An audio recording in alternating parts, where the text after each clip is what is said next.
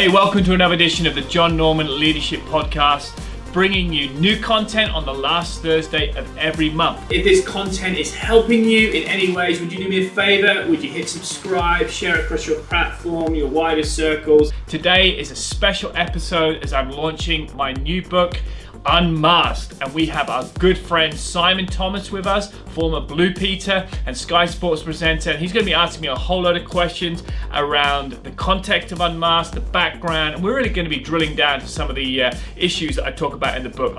Pray it helps you and it helps your leadership move forward. Remember, as you lift the level of your leadership, others will rise around you. Take care, enjoy, and God bless. There he is. We are there. Sorry, everyone. It just kept saying, your request cannot be sent. Your request cannot be sent. Anyway, all good. We're here. Good to see you, Simon. Yeah, they're loving you being here, John. Thanks for joining us. Listen, love mate, that. What an entrance. Yeah, I know. First of all, listen, mate, congratulations. Congratulations. It is out. It is published. It was launched at Soul Church yesterday. And I know a little bit about what it's like to write your first ever book. It's not easy. It takes a lot of time, but you've done it. And tonight, during this live, we'll do our Instagram launch of your book, Unmasked. How does it feel to finally have a physical copy in your hand? It is a strange feeling. When it first arrived, this is the first copy. It was very surreal. I was talking to the church yesterday about it, and I think it was harder than running 7 marathons in 7 days. Really?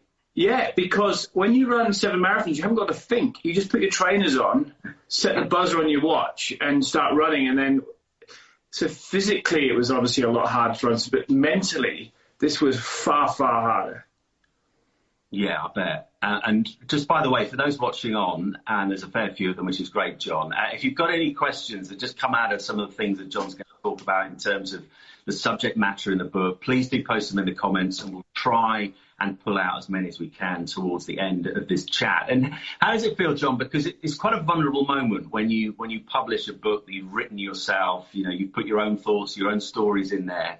There's a certain vulnerability that goes with the moment the book is out there. People can get their hands on it, they can read it, they can make judgments. How's that felt over the last couple of days or so? Yeah, you just reliving everything you've written and thinking, I hope this hasn't been taken the wrong way, or I hope people don't get, offended, or could this be... So, yeah, you have all those feelings, but then you just have to let it go and say, it's out there now, so I'll stand by what I've written. And I hope it helps a whole lot of people. But you are right, those nerves, because when you have it just on your own or with the publisher or the proofreader, it's just between a very small group. But when you set it free, it's out there and it's never coming back. And we've got a good number of people watching live now, John, and there'll be people who will watch it at a later date. So for those watching now, for those who will watch it back, just give us a quick summary of what this amazing book, Unmasked, is actually all about. Yeah, Unmasked was we did a series in Soul Church in 2018 called Masks, and I felt that series landed better than any series we'd done in the 4 to 5 years before. It was a series that really helped people identify areas of their life that maybe were slightly broken, or areas that they needed to get extra support help in. And so I'd always had this vision of writing a book called Unmasked, removing the masks. And then obviously 2020 comes along with a global pandemic, and this mask mandate came out, and I thought, wow, what an opportune time to write a book called Unmasked, which has absolutely nothing to do with physical masks. I just want to put it out there. It's everything to do with the invisible masks that, let's be honest, we all wear. And so I've been pretty open, vulnerable in the book, and these aren't masks that I'm seeing in other people. These are masks I've seen in myself. We'll talk about some of those in a minute. So it's very much from a place of these are things I've struggled with, and I know a whole lot of other people have, and just maybe there's a way that we can live free. And that's kind of the subtitle, the premise of the book is Dare to be the real you. And, none of us were born with fear. None of us were born with insecurity. None of us were born with shame or guilt. These are things that we have picked up on life's journey. And if we picked them up, guess what? We can drop them off. So that's really what the book's all about, is walking and living in freedom. John, I've just had a request from the main man who's controlling everything back at Soul Church. He's being honest. He says your Wi-Fi is not looking great, so it's not bringing up the air in quite the way that we want. So he just wants to see if you can possibly hear a picture, whether you need to log in, log out again. But he's just is that better? No, you're still quite blurry, if I'm honest, John. Which when you've got such a fine boat race as yourself, he's now said all good. So we're going to carry on. We're going to carry on. We're good. As you said, it is such a timely book, isn't it? You know, I was sat in church here in Amersham yesterday, and it's still a weird concept to get your head around, being surrounded by men and women and half their faces are covered up. And one of the things that enables people to do is hide a lot of their emotions, but they're very physical masks. In terms of the masks that you're talking about in this book, just talk us through, give us a bit of an insight in some of the masks that you've uncovered. Yeah, it's a good point. And you know, it's exactly what happens in life. We go through things and then we just try and mask them over. So we unpack 10. We tackle 10 masks throughout the book. We start with fear, which is the big one. You know, yes, we had a global pandemic of COVID, but we also went into this pandemic of fear as well. And so we started with that yesterday in church. We unpacked that. It's a big one. You know, we have, as children, we might have irrational fears. And as we get older, fear doesn't leave. It just changes to become more rational. So we talked about some of those things. And then this week we're talking about rejection. And this is a really big subject because we live in a social media crazed world.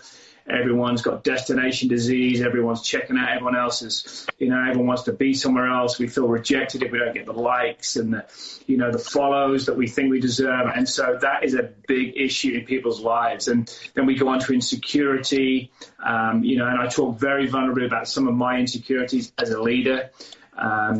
And then we head into what I call the terrible twins, which is shame and guilt.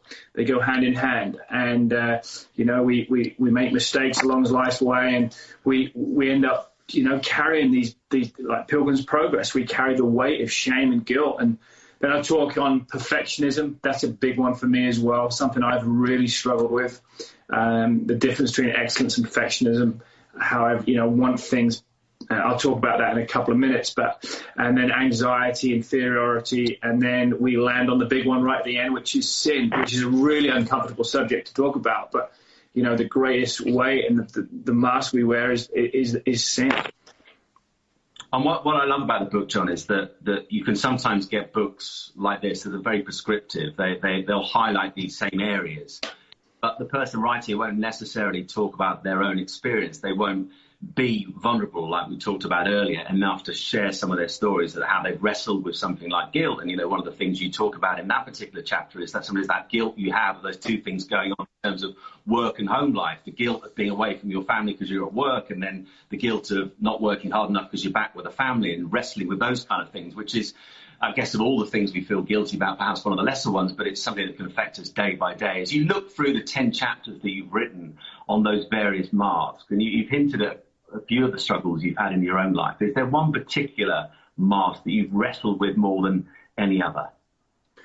Yeah, I've wrestled with them all, and I think you wrestle with them all, I think this time last year, I would definitely say fear. Is life ever going to get back to normal? Are we ever going to go to church again? Are we ever going to see anyone again? And then kind of as life goes on, fear wouldn't be the big one right now. But perfectionism for me has been a big issue. And it's probably not until I started writing about it, talking about it, speaking about it, I realized just what a major mask it was for me. And, perfectionism is it's when we mix up excellence and perfection, and those lines can often blur.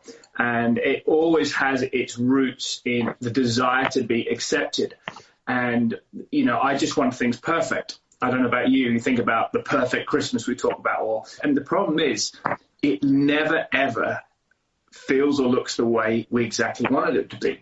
Someone doesn't show up, someone cancels on us, the music doesn't come on, my Instagram live didn't show up at the right time, and so nothing works out the way we think. And the challenge is it has the potential to hurt people around us.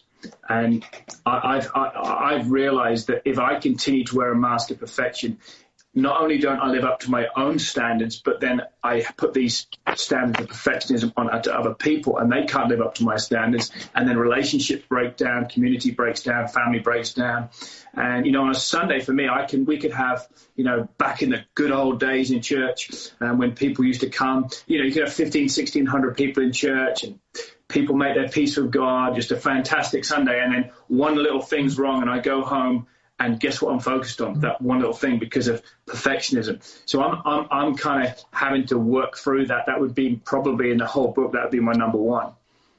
I love what Adele Licious, New You, has said. I love being perfectly imperfect, which is a great line. Did you find when you were exploring areas like this, and you were going through the various different chapters, Jon, that actually it was as much a personal journey as anything else, that you were beginning to confront things in your own life that perhaps you'd thought about before, but not at this level? Did it take you to places you perhaps didn't expect to be taken?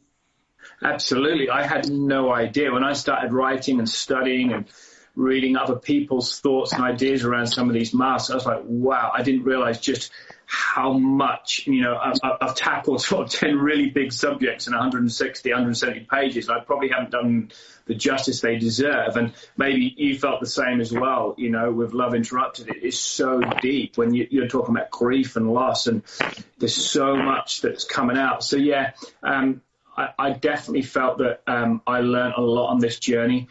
First of all, I learned about book writing and publishing, and I had no idea. I just pick up a book in Waterstones and think, oh, that looks good, I'll read it. Never thought about the work, the backstory behind the book. I have so much more respect now for authors than ever before. But did you find the same with Love Interrupted? Did you find that?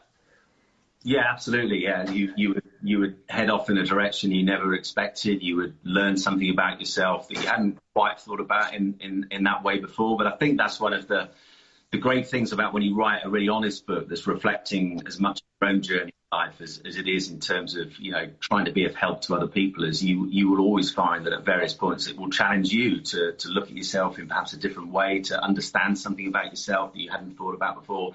And I totally found that. And I guess the next thing just sort of coming out of that, Jon, is that, what is clear is that we all wear masks in one shape or another. I know at the moment for a lot of us it's physical masks, but throughout life we do. You talked about perfectionism, which is such a big area for a lot of people. I found that just in terms of my job, and I'm sure you feel this when you stand up front on a Sunday at church, if you've had a really bad weekend and things at home have not been good, you kind of got to put a mask on. You've got to be that man at the front who's smiling and delivering a message. And I often felt that in my job when I stand in front of a TV camera, whatever's going on, you've got to put that kind of professional mask on and all those kind of things. Are there practical ways in this book, advice in that, when people are struggling and beginning to identify those masks as they go through the book, say, yeah, that is me. That's me. I'm the perfectionist, and it's wearing me down, this constant pursuit of being the best at something. Do you give practical advice on how people can begin just to reveal more of themselves, to pull those masks off? Yeah, I mean, I've never even told you this, Simon, but you actually, when we've had obviously one-on-one conversations, I've listened to you speak, but the level of vulnerability that you have shown, and this has been, since I've known you for the last 5 years, the way you've been so open about your grief and loss and what you went through with your mental health and some of the dark thoughts that you had, and you shared with them in the book, that really helped me, because people might get attracted to your gifting or your skill, whatever it is. But I think what really keeps them, what really connects with them, is when you show a level of vulnerability. Yeah. And so for me, you've been inspiration in that, because I think there's a mold that's being broken. We don't have to all say we've got it all together. It doesn't matter whether you work for Sky Sports or a pastor. You can be honest. And so I've tried to be as open, honest, vulnerable, transparent as I can in the book, going, look, we're all just human. Humanity is flawed. It's broken. We don't have to play charades when we come to church. We don't have to just pretend we've got it all together. Actually, let's talk about some of these issues. And, it's amazing when Jesus spoke. Jesus, he spoke in parables. The Gospel's it's story after story, simple illustrations. And for me, that's the way I wanted to write, because, I told the church yesterday, I got 2 Ds in English lit, English lang. I got double Ds. It's not like I'm qualified to write this book. In fact, I'm underqualified. It's just, I feel like if you can share an area of vulnerability or you can share an area of weakness with people, straight away you have buy-in. Yeah, I mean, it's so true. And I think the conversation, both within the kind of Christian world, but also beyond, is beginning to change when it comes to vulnerability. You know, it's actually, I think it's a great show of strength, and it opens up conversations that without it are really, really difficult to have. And I take my hat off to you, mate, for being able to do that in a book. And I guess my next question would be, you know, I'd imagine, and I know from obviously Soul Church a few times, you know, you will preach on a whole number of different topics across any given year. I guess at times you will have preached on this. You did it at the weekend. So why put it into a book? It's a great question. I think the level of response when we talked about this 2 or 3 years ago was far higher than we'd ever experienced in church. And it was really interesting because the moment I started talking about real life issues, talking about the root of them, talking about where they come from, what sparks them, and then start opening up the Bible and saying, look, we don't have to live this way. The answers to fear and guilt and shame, there are answers to these problems. And so for me, it was just people sending me emails or dropping a text or social media saying, this is really helping me. You know, for me, I can walk off the platform or leave a podcast and think, well, I've done a great job. But the reality is, have I helped someone? Yeah. Have I helped someone? And that's what I loved about your book, Love Interrupt. The reality is that book's not just your story, Simon. That is a tool. I've recommended that book so many times to people who are struggling with grief and loss. You have now created a tool set for people who are going for, say, if you read this book, it's not going to bring anyone back, but I tell you what, it could help you to get through today and get to tomorrow. And for me, that's what Jesus did. He constantly helped people. He healed people. He helped people. And for me, that's the message of the church, is just come as you are, bring your masks, physical, invisible, bring them all. And we're going to talk about Jesus, and we're going to point you to the light. We're not here to judge people. We're here to love people.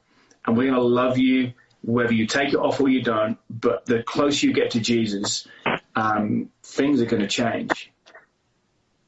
I don't know about you when you were writing this book, and I think it can be a problem for anyone who writes a book, even the most experienced authors, and it's that kind of slight head screw of overthinking how the reader's going to read this. You imagine someone sat on home or on a train or wherever it might be, reading the words you're writing. You start to overthink how they're going to react to it, and you've got to be careful that you hear what you say. You've got to say your message. You've got to tell your story, whatever that story might be. What, John, are your hopes for this book? What do you want the reader to think? And actually, how do you want them to feel once they finish it and finally put Unmasked down? Look, the ultimate goal is that, you know, the tagline is dare to be the real you. So the real you, the you that is free from all this stuff. But maybe the first step is when they put this book down, they would at least acknowledge that they're wearing one or two of them. So go, actually, because sometimes we read things or listen to things and think, oh, I wish he was here, or I wish she was listening, or I wish they were in church, could hear this message. But sometimes, actually, we've got to forget everyone else. Maybe God or this book is actually wanting to speak to me about my issues and my masks. And so maybe first, the big thing would be just acknowledging that maybe we are carrying a little bit of guilt from the past. Maybe we do have struggle with perfectionism. We do struggle with, you know, shame or fear, and go, wow, that's the first step of acknowledging it. Like, as you know, in your journey, acknowledging is the first step to freedom. And then I throw open this big question at the end of the book: what would a mask-free you look like? What would it feel like? Imagine if you didn't carry shame. Imagine if you could wake up tomorrow and you weren't holding on to insecurity. Imagine if you didn't care if anyone else ever followed you on Instagram ever again. You just didn't care. I mean, how cool would that be? So yeah, that's probably a long answer to a great question. But it's a terrific answer. This may be a slightly unfair question, because it's not putting any one of these masks that you talk so brilliantly about in this book above the other. But in your role as a pastor and your role as a football chaplain as well, What are the most common masks, those invisible masks you see people wearing?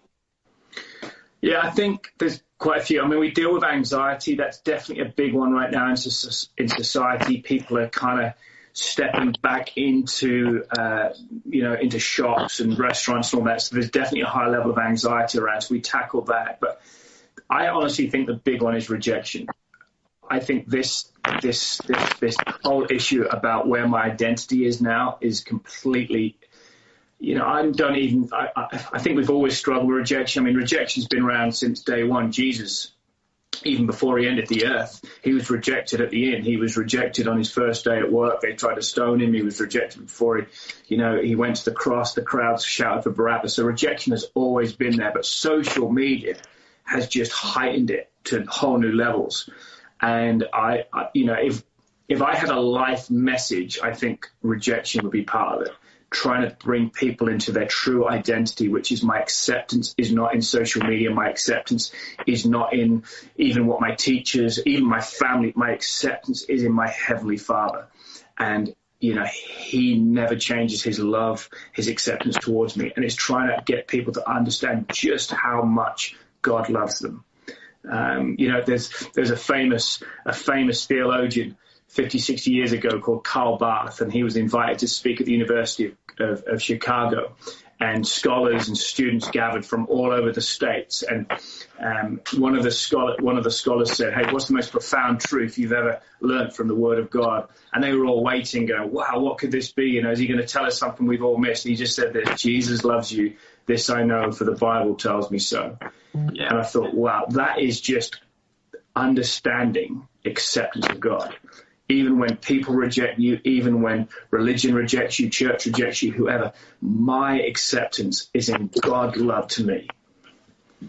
It's brilliant, mate. We've got some lovely questions coming in and comments as well. Louise Law one says identity is defo a massive mask. Laura Folkar said this book is so relatable. It's helping me already. Amazing. Becky Chase has got a good question, John. She says, if I bought the book for a non-believer, how would you suggest that I support that person through the book, I guess, as they read it and are confronted by some of these masks? It's a really good comment. And when I was writing this book, the first question the publisher says is, who's your audience? And I came back to him and said, my audience is for church people and unchurched people. And he said, no, you need to choose. I said, no, I'm not going to choose. I said, because I believe that the gospel is for everyone. Whether you've been coming to church for 50 years or this is your first time, I believe that you should be able to open a book and it speak to you. So I tried, and it was incredibly difficult, and only time will tell whether I even got close to it. But I tried to write something, and I've given this book to Tim Krul and Daniel Farker and Stuart Weber. So I'm confident that this book can help. But I always say to them, you need to understand this is coming from a Christian standpoint. So I'm not just giving it to them cold saying, check this out, because it doesn't say anything on the front. It doesn't say anything about God. It just says Unmasked, Dare to Be the Real You. It could be a self-help motivational book, but it's not that. So I always, if you send it to someone, say, hey, this is from Jon Norman, he's a chaplain in Norwich, and so, it's coming from a biblical perspective, but I think it could help you. And so I always kind of just, put a few little caveats around it. I just want to ask you a question that I know you weren't necessarily prepared for this one, but just as we talk, and coming back to the physical mask that we're seeing so many of us wearing at the moment, is that sometimes you'll see someone and really you can't read an awful lot about their expressions or how they're feeling emotionally. And then they take the mask off and you see the whole picture, and it might be that you didn't recognize that person, but then you do recognize them because the mask is off. How much is, when it comes to this book and the whole area of those invisible masks, how much is our fear about taking those masks off about the fear of the real us being discovered and seen by others? Yeah, it's a really good question. I think we get so used to wearing masks, so even physical masks. Sometimes you see people walking down the street, you bump into them, and they've got their mask on. And then they say, I'm so sorry, I forgot I had it on. That's becoming a very common response. I forgot I had it on. Well, you think about that from an invisible point of view. Maybe we made a poor choice 20 years ago, and we've been carrying around the shame and the guilt of that choice, and we've just never dealt with it. And so we just keep moving forward, and we just end up, it's like Pilgrim's Progress. We get heavier and life gets harder.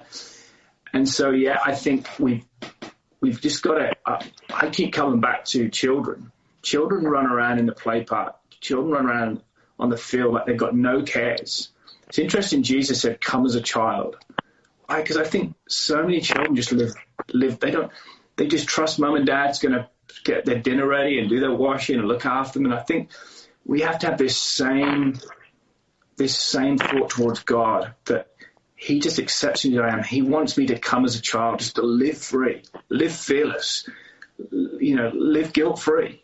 But that is a journey. That is a journey, and it's a journey I hope that this book will trigger in someone to begin. And obviously I hope lots of people read the book, Jon, but am I right in saying that it's Soul Church over the next few weeks, and people can watch on YouTube and Facebook, that you're going to be unpacking a little bit more about this from the front as well? What can you tell us about?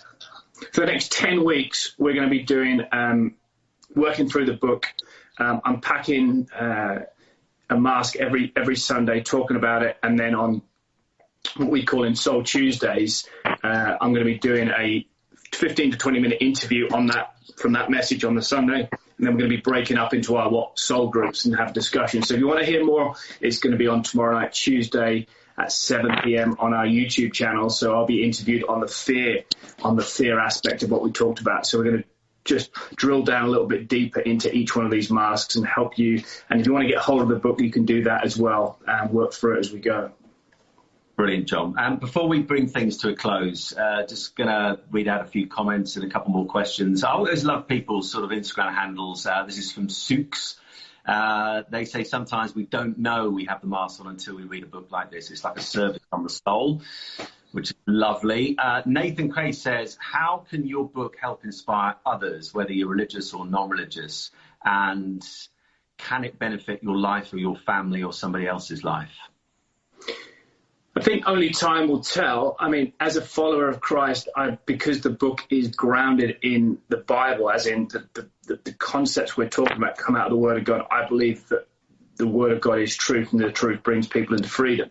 So yes, I'm a firm believer this book can help, not because I've written it, it's because I've taken concepts from the Bible, which is truth, which will help other people come into freedom. So, I can't take the credit for people dropping masks. I was obedient to write the book, but it's the principles of the Bible that will bring freedom into people's lives. Let's just finish off with this question in terms of the comments from Ian Moss. He says, Jon, if a loved one is really struggling with perfectionism and want to change, where do they start? He says, the phrase progression over perfection has helped me lately, but I can't remember where I started. Yeah, it's a good question. I think the question always comes back to, did I do my best? And, the two questions I ask myself most nights before I go to sleep is, did I keep a good attitude and did I do my best? And that's all I'm required to do. And if my best is not perfect, well, so be it. But if I can, this interview now, if I've given my best, was it perfect? No, we've had a few technical issues. The Wi-Fi went down. I got in late. Was it perfect? No, it was absolutely unpolished. Did I do my best? Absolutely. And so I can go to bed tonight going, hey, I did my best. And I think that's basically how we need to live, by giving our best rather than trying to live with this mask of perfection. So good, so good. It seems a bit early for a question from Simon Kirsten saying, will Jon do another book? Simon, give him a chance. It's only just come. I'm sure he will. Final question from me, Jon. What would you say, personally, you've learned most in writing this book, your first book? Take your time. Set goals. If you're serious about writing a book, take your time, set goals, get good people around you. Be honest, and you helped me. I remember I called you, Simon, a couple of times, and you just helped me so much. You said, look, just take the day off. I remember I was getting so stressed. And I called you and you said, look, Jon, just take a day off, pick it up again tomorrow. And I felt that was a really great, because I'd set a whole week aside to write the book, because you'd said, take some time. I did that. I had a really good first day. And then it went really bad, and I was just so stressed. And I called you, and you said, just take the day off. So take the stress off yourself. And so, even if you write 100 words a day or 50 words a day, but, take the pressure off yourself. Give yourself a long timeline to do it. It's taken me 2 years to do it. So this isn't like, I don't know, even training for a marathon. You can train for a marathon for 3 to 6 months if you're semi-fit. But when you're writing a book, this is so detailed. And so, I think I've learned a lot about myself. I've learned how impatient I am because we live in this microwave society where we want things now. But when you write a book, you can't. It is a process, and you're dealing with a whole lot of other people. So, that I've learned a lot of lessons. But, for the next one.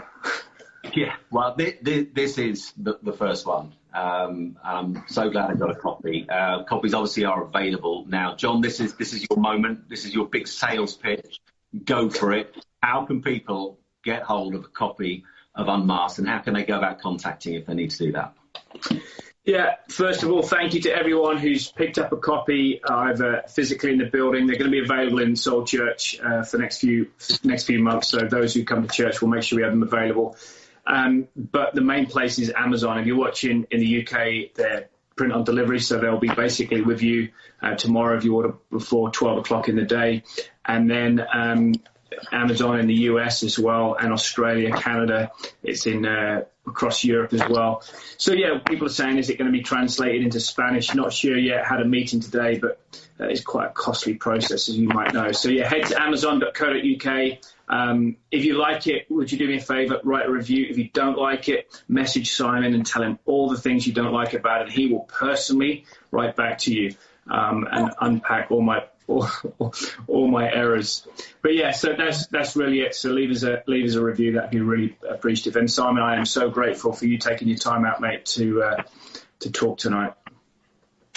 Well, Jon, it's been an absolute pleasure, mate. Loved doing this for the last 35 minutes or so. Really proud of you for doing this because, you touched upon it. There's no mean feat for anybody writing a book, but to write a book where you've been open, you've been honest, you've been vulnerable with some of the masks that you've battled with. I think it's going, well, I know it's going to help a whole lot of people. And bless you, mate. Bless the family. Look forward to seeing you again soon. Thanks to everyone who's joined us tonight as well on this Instagram Live. Jon, you've been a star. I wish you well with the book. Don't look at those Amazon charts too much, though. They may drive you to distraction. God bless, Joycey. Love you guys. Thank you. Thanks everyone for tuning in. See you guys. God bless. Bye. Bye. I'd value your commitment by liking it, sharing it, subscribing to it, commenting on it, and sharing it with your teams. Remember, you are your only limit, and this podcast is to lift the level of your leadership, and as you rise, others will rise around you.